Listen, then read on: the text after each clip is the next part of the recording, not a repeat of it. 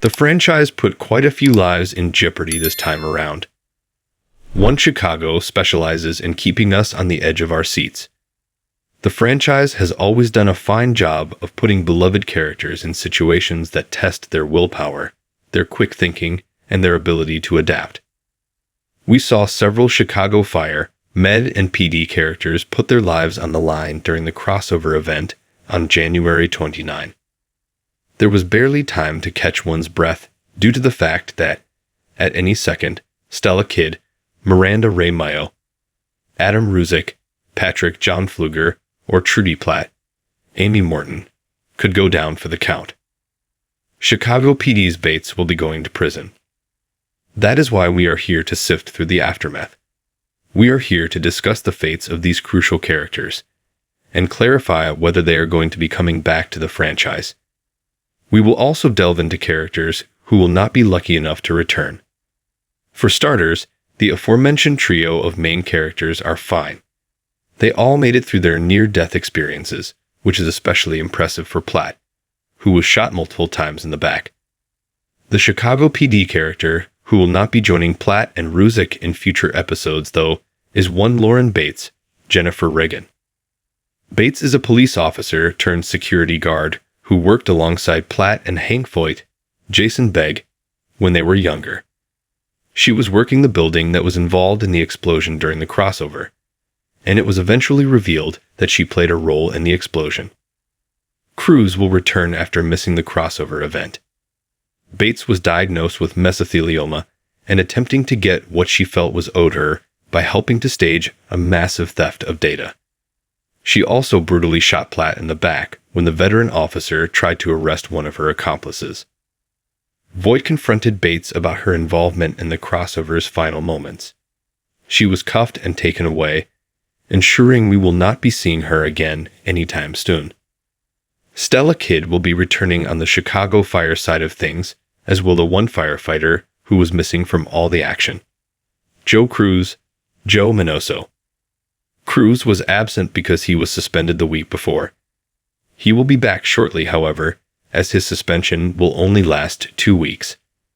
One Chicago has a tendency to kill off major characters during a premiere or finale, but we are relieved to say that everybody we know and love made it through the crossover and will live to fight another day.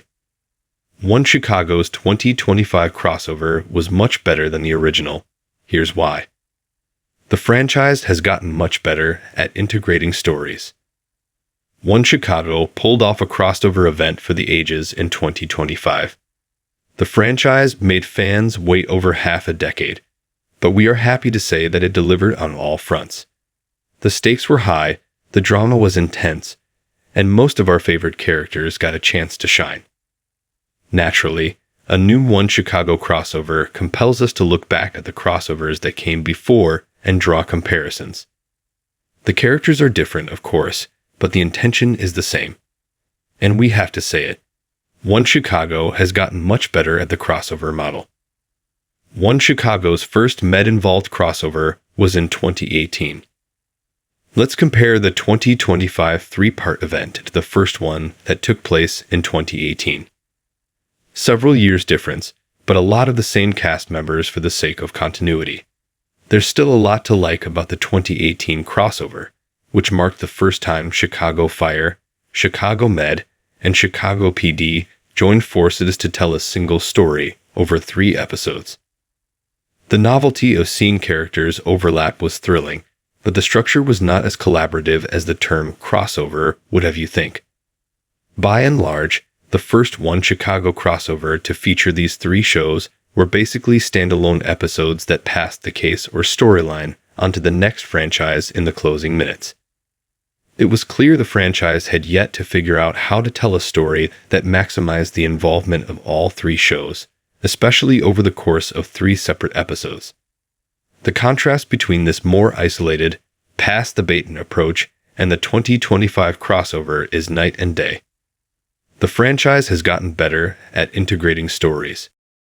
The 2025 crossover was totally immersive because characters from all 3 shows were involved in all 3 episodes. In the Trenches was not a story that passed hands from Fire to Med to PD, with a few glorified crossover scenes. It was an instance of all hands being on deck for all 3 hours, and it made an enormous difference.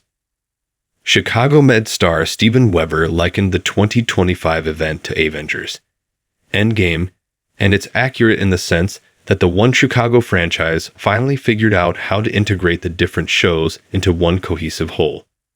It's our pick for best crossover, yet because it felt like watching a complete story, and not one broken up to fit distinct 42-minute chunks. This bodes incredibly well for the future of the franchise. We can't wait to see what future crossovers look like as a result. Thanks for watching this video. Please subscribe My Fast Gossip 24 to our channel, and stay with us.